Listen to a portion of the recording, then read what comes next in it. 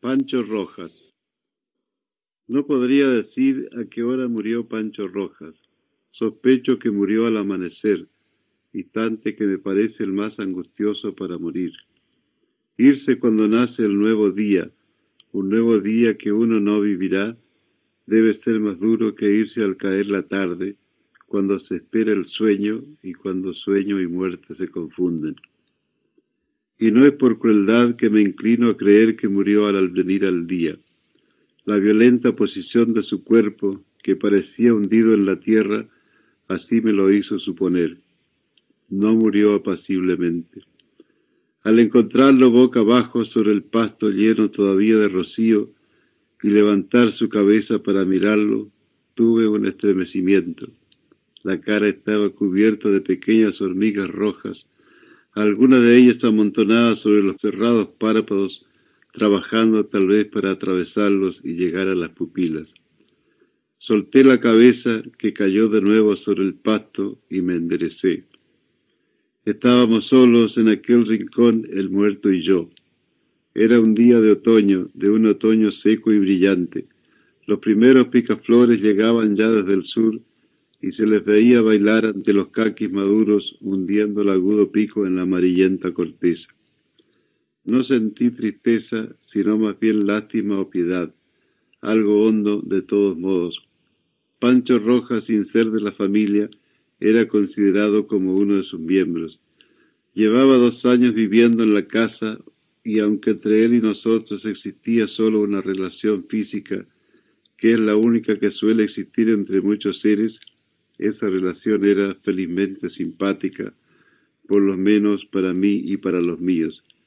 Pertenecíamos por lo demás a mundos diferentes y esa diferencia impedía cualquier otra aproximación. No sabía nada de su vida anterior, dónde había nacido, en qué lugares vivió sus primeros días, nunca lo supe.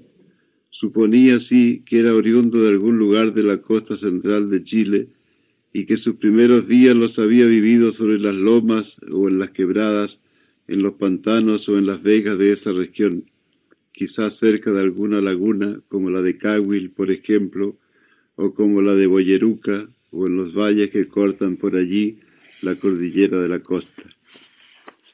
Al mirarlo y ver su fina estampa, su cuerpo esbelto, su andar elegante, su vestimenta impecable, sentía una gran ternura. Me recordaba pasados y hermosos días, mañanas de sol y viento, amaneceres con húmedas neblinas, espacio, tranquilidad, rumores, soledad, y me parecía ver entre todo ello a hombres que algo tenían que ver con él, de tez morena y ojos claros, sencillos y callados, que llevaban apellidos de la tierra, pero que tanto podían parecer mapuches o changos como vascos o andaluces. Me recordaba también el canto y el vuelo de los pájaros, el grito sorpresivo y el vuelo brusco de la perdiz de mar, el quejumbroso lamento del pilpil, el vuelo rasante sobre el agua tranquila de las lagunas del rayador, el caminar urgente del pollito de mar. Sí, me recordaba todo aquello, formaba parte aún desde lejos de todo aquello que existía siempre, pero de lo cual él y yo nos encontrábamos separados y parte de lo cual estaba perdido para él y para mí. Hice lo imposible por llegar a tener con él más estrechas relaciones. Nunca lo logré. Algo muy importante que yo no podía traspasar ni derribar nos separaba. Cada vez que intenté acercarme a él, fracasé. Se apartaba y desde lejos, mirándome de lado, parecía decirme: ¿por qué pretendes convertirme en algo tuyo? Déjame ser como soy. No quiero llegar a ser como uno de tus hijos, como tu mujer o como uno de tus zapatos, algo doméstico y manoseado. Si represento para ti la imagen de una vida libre y salvaje, déjame ser salvaje y libre, aunque dependa de ti para subsistir y aunque a veces tengas que cortarme las alas para impedirme regresar a mi mundo. Su ojo rojo me miraba, en tanto recogida una de sus largas patas, permanecía inmóvil sobre el pasto. Yo callaba. ¿Qué podía decirle? Callaba sintiendo en el corazón el dolor de su reproche. Era cierto. Cada 2 o 3 meses el jardinero lo tomaba, no sin que tuviese que correr tras él durante un largo rato, y le despuntaba las alas, soltándolo después. Era una crueldad, pero no quería perderlo. Me gustaba mirarlo y lo miraba durante horas enteras, observando sus movimientos, contemplando y admirando su desenvoltura, su soledad, su orgullosa independencia. Me lo había regalado un amigo. «A ti te gustan los pájaros», me dijo. «A mí también, pero a mi gente le molesta el grito que da este. Te lo regalo». Había sido un regalo, pues, un regalo de un amigo estimado que regala algo estimable también, un pájaro. Un pájaro que llegó a ser para mí una vertiente inagotable de recuerdos. Allá, en los lugares en que nací, en los alrededores de Buenos Aires, también lo había, aunque era llamado por otro nombre. Desde niño escuché su grito y lo vi volar sobre los campos de mi ciudad natal, de Rosario, de Mendoza, de Córdoba, y ya hombre, a lo largo de la costa central de Chile, en los potreros, en los pantanos y en las vegas del Valle Central, en la laguna de Cahuil, en las lomas marítimas de Valparaíso y Colchagua, y su grito, que tenía la virtud de devolverme inmediatamente hacia el pasado, me recordaba todo lo que en esos lugares había yo visto, admirado y amado. ¿Cómo resignarme a perderlo? En ocasiones, aun a costa de sus sentimientos y a trueque de parecer falto de piedad, el hombre se decide a perder o abandonar lo que ama o lo que admira. Él no veía nada en mí, si es que un pájaro puede llegar a ver algo en un hombre. Yo no era elegante ni independiente, no era tampoco hermoso, ni tampoco representaba un mundo que valiera algo para él. Me desconocía. Yo, en cambio, lo conocía. Conocía sus costumbres, su carácter, sus movimientos, esa rápida carrerita, ese casi imperceptible encogerse de hombros, un movimiento como de desconfianza o tal vez como de displicencia, movimiento que hace decir a los argentinos al encontrarse ante un hombre que quiere evitar un problema o sacar el cuerpo a una responsabilidad: «No me venga con agachadas de tero». Sabía la artimaña a que recurre para evitar que los intrusos descubran su nido, artimaña que inspiró a José Hernández los famosos versos de su Martín Fierro. De los males que sufrimos hablan mucho los puebleros, pero hacen como los teros para esconder sus niditos. En un lado pega los gritos y en otro tiene los huevos. Pancho Rojas estaba incorporado a la sabiduría popular y a la poesía epopéyica. Valía, pues, más que yo, modesto empleado público, de quien jamás nadie diría nada, mucho menos un poeta.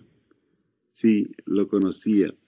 Terutero en Argentina, Queltegue y Tréguil en Chile, Queroquero en Brasil, en todas partes era igual, conocido aquí y allá. Mi hija lo bautizó. «¿Cómo lo llamaremos?», me preguntó, cuando lo solté sobre el pasto en el jardín y lo vimos alejarse, un poco agarrotadas las finas patas, luego de sacudir las alas, quizás para librarlas del pesado recuerdo de mis manos. «Ponle el nombre que gustes», contesté. «Me gusta Francisco», dijo mirando al pájaro, que nos miraba de lado con sus ojos color carmesí. «Me parece bien. Mi abuelo se llamaba Francisco y ese es también mi segundo nombre». «Pancho Rojas, entonces, papá». «Eso es, Pancho Rojas». No solo Hernández había hablado de él, otros tan valiosos como él, Hudson entre ellos, que lo observó en libertad y describió su juego, sus marchas, sus pasiones. Era un pájaro con historia en manos de una familia anodina. Y ahora estaba muerto. En ocasiones, para hacerme grato a sus ojos, le buscaba algunas lombrices, hurgando con una palita la tierra más húmeda y sombría del jardín.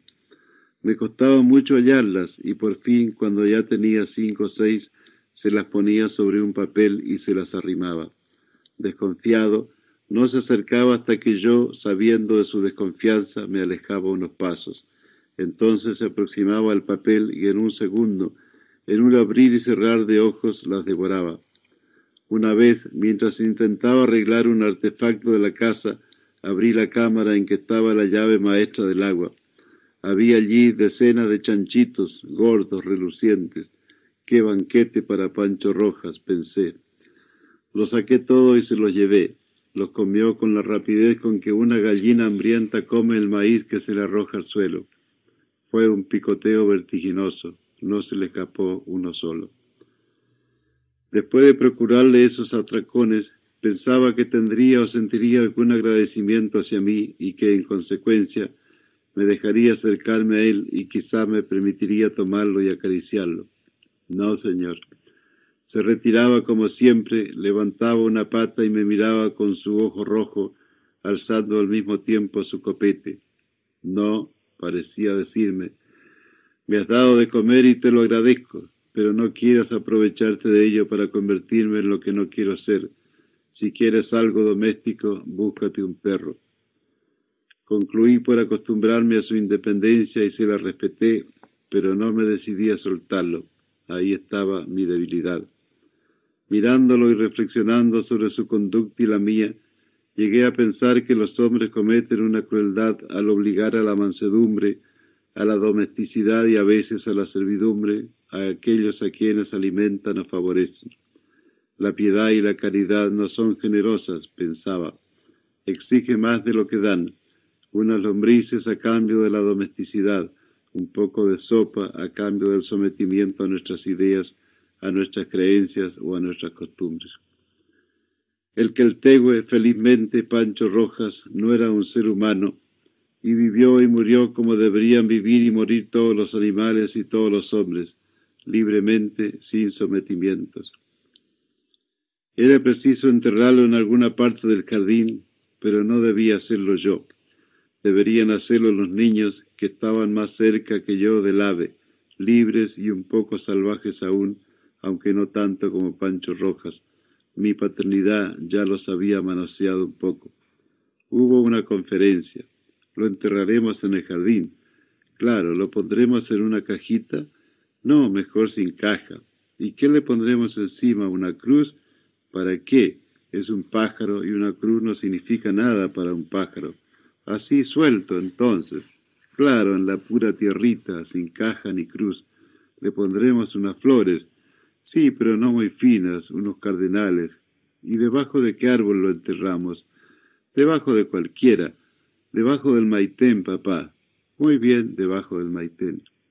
Allí quedó, bajo tierra, con unos cardenales y unos alelíes encima, unos alelíes tardíos, rojos como sus pupilas.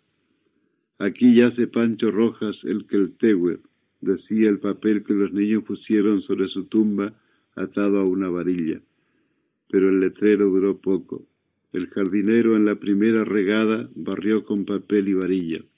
Mejor, no venía bien sobre la tumba de un ser libre y salvaje una flor ni un papel, mucho menos un epitafio. Pancho Rojas valía más por lo que era que por lo que de él se podía decir.